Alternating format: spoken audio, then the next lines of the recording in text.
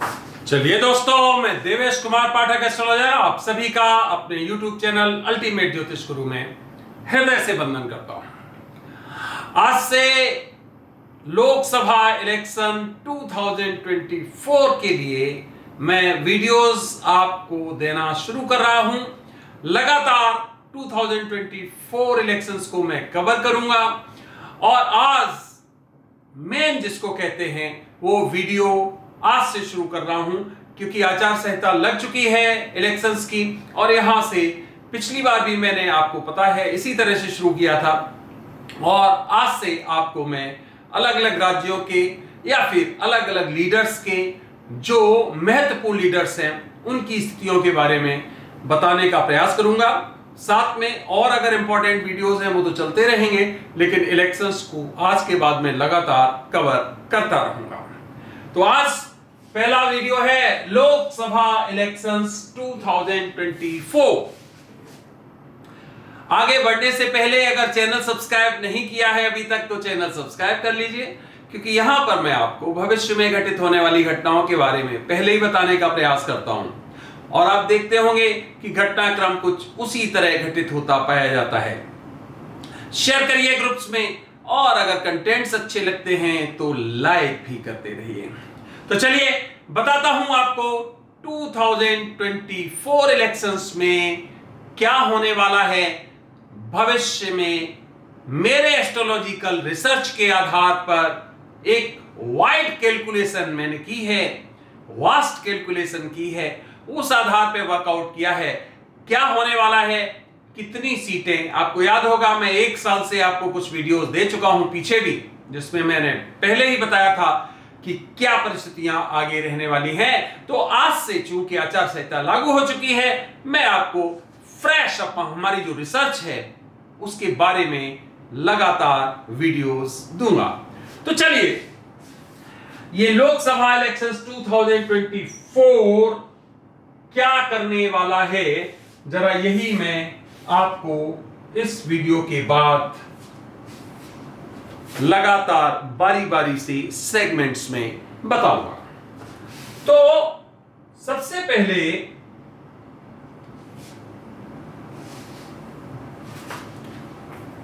Total Lok Sabha जो seats हैं वो है 543। टोटल 543 सीट्स हैं और इसमें सरकार बनाने के लिए 272 सीट्स की आवश्यकता होती है। 272 सीट्स में क्या परिस्थिति बनेगी, कितनी सीट कौन लेगा, वो मैं आपको कुछ उसका ब्रेकअप बताने जा रहा हूं जो मैंने रिसर्च किया है उस आधार पे।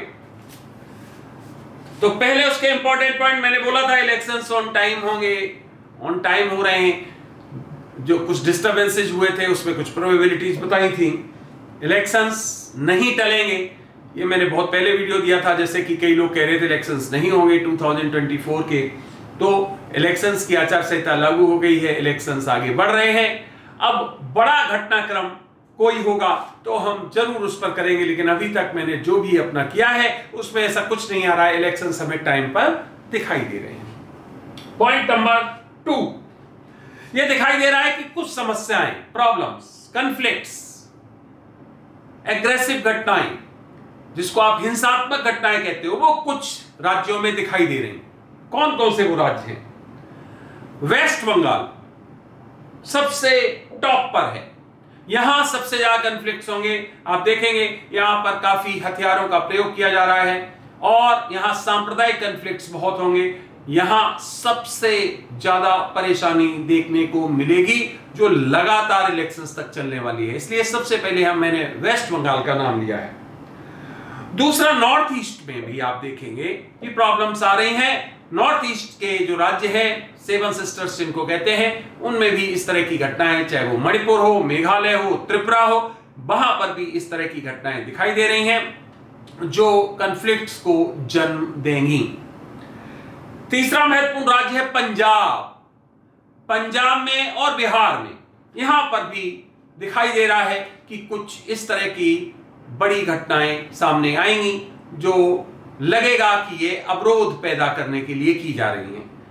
तो ये महत्वपूर्ण राज्य हैं जिनमें ये होगा, और भी राज्यों में छुटपुट घटनाएं होंगी, लेकिन ओवरऑल इलेक्शंस में ऐसा कुछ नहीं दिखाई दे रहा है जो इतना वाइड स्केल पर होगा जिससे कि इलेक्शंस को रोकना पड़े। ऐसा कुछ भी दिखाई नहीं दे रहा है मुझे व्यक्तिगत रूप से।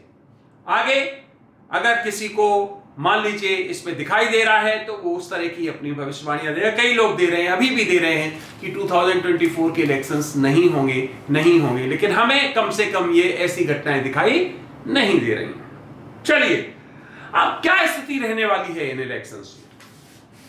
तो 543 है, 272 चाहिए सरकार फॉर्म करने के लिए, इसका मतलब 50% प्लस 1 सीट चाहिए होती है, तो 272 आता है।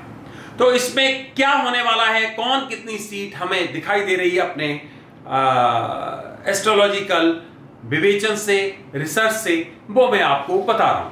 इसमें जो नंबर 1 पार्टी रहने वाली है वो है बीजेपी,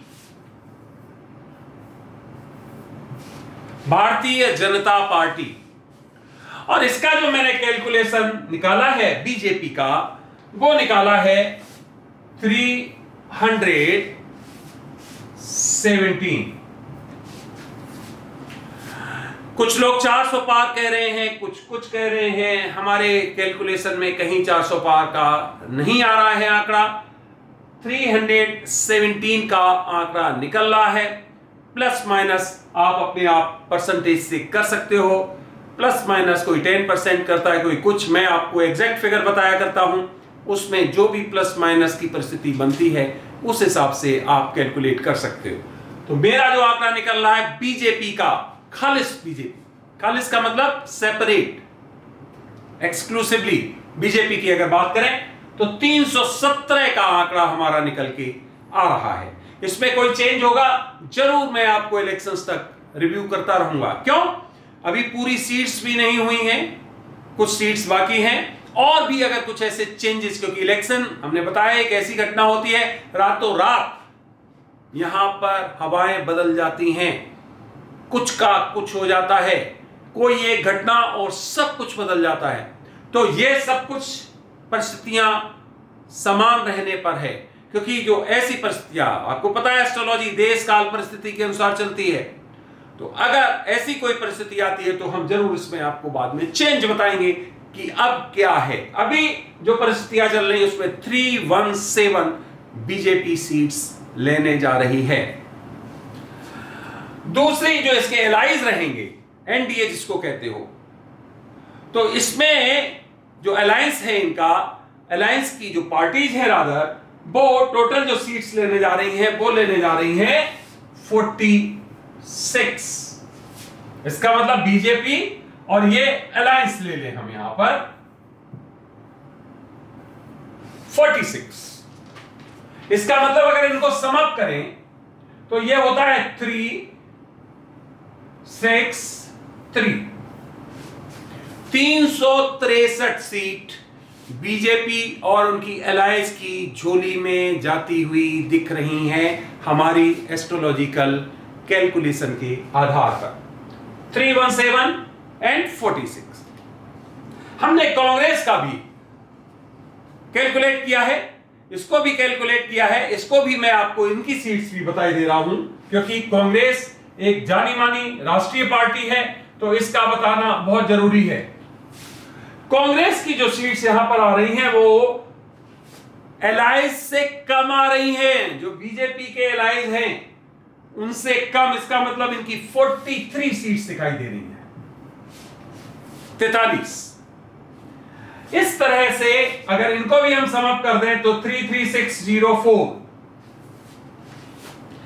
बाकी बची हुई जो सीटें हैं 137, वो जो रीजनल पार्टीज हैं पूरे भारत में वो लेती हुई दिखाई दे रही हैं। तो इसका मतलब हमारा ये कैलकुलेशन है आज की डेट में 543 में से बीजेपी 317, अलायंस जो उसका है या अलायंस जो उनके हैं, अलायंस का मतलब जो उनके साथी हैं, एनडीए जिसको आप कहते हो, डेमोक्रेटिक अलायंस के नाम से, उनका नेशनल डेमोक्रेटिक अलायंस के नाम से हम जानते हैं उसको, तो 46 लेने जा रहा है। तो अलायंस इनका बीजेपी प्लस करके अगर हम लगाएं तो 363 होता है। कांग्रेस 43 लेने जा रही है हमारी कैलकुलेशन के हिसाब से। बाकी के भी मैं कोशिश करूंगा, जैसे जैसे ये पूरे सीट्स डिक्लेयर हो जाएंगे तो मैं उनके डिटेल्स लेने की कोशिश कर रहा हूं, उनका भी मैं आपको बताने का प्रयास करूंगा कि कौन सी पार्टी कितनी सीट्स ले सकती है, कौन से राज्य में कौन सी पार्टी डोमिनेट कर सकती है, कौन से डोमिनेंट लीडर जो है वो हार रहे हैं, कौन नया कोई लीडर आके अपना प्रभाव जमा रहा है। जो जो हमारे रिसर्च में आएगा हम जरूर उसके बारे में आपको बताने का प्रयास करेंगे। आज से 2 महीने लगभग जो है इसमें लगने हैं, आपको पता है अप्रैल मई 4 जून को आई थिंक इसका रिजल्ट होगा और उसके बाद में सरकार का फॉर्मेशन होगा। तो तब तक हम आपको लगातार बताते रहेंगे कि हमारी कैलकुलेशन के हिसाब से क्या होने वाला है। तो फ्रेंड्स जुड़े रहिए, क्योंकि अब आपको लगातार इलेक्शंस के भी वीडियोस मिलेंगे और फिर कुछ और भी महत्वपूर्ण वीडियोस में आपको आगे देने वाला हूं। तो तैयार रहिए, देखते रहिए अल्टीमेट ज्योतिष गुरु। हम आपको शेयर्स के बारे में भी अगले वीडियोस में देने वाले हैं कि क्या होने वाला है। मैंने बताया था 17 फरवरी देखिए डिप डाउन, वही स्थितियां चल रही हैं। आगे क्या परिस्थिति बनेगी उनके बारे में बताएंगे। इंटरनेशनल क्या परिस्थिति है, युद्धों की क्या परिस्थिति है, उनके बारे में भी मैं आपको वीडियोस जल्द देने का प्रयास करूंगा। तो आपने ये वीडियो देखा, अपना अमूल्य समय दिया, उसके लिए बहुत बहुत धन्यवाद। अगला वीडियो में जल्द ही आपको किसी और महत्वपूर्ण विषय पर देने वाला हूं। तब तक आप सभी को मेरी तरफ से ओम नमः शिवाय, नमस्कार।